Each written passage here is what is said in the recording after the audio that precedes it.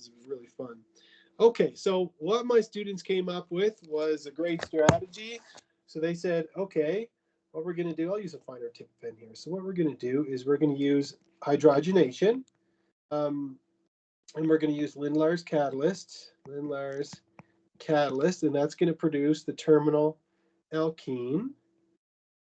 Okay, and then of course we need to add this one carbon, and so what my students are thinking about is trying to get to, if I can squeeze it in here, is getting to this, not very good artwork, is it? Is trying to get to this aldehyde, right?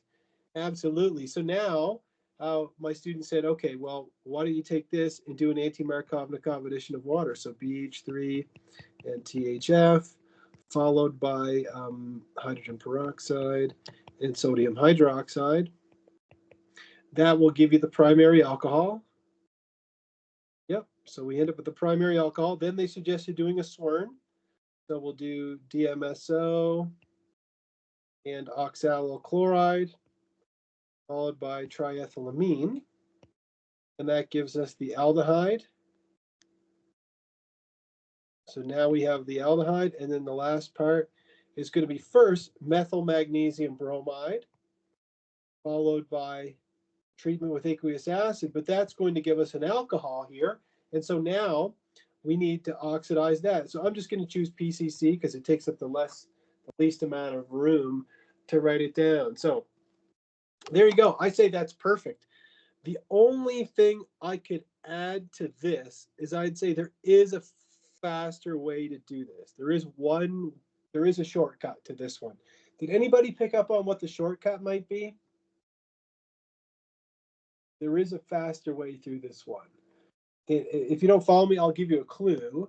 It's that we could go from here and we could skip all those steps and go directly to the aldehyde.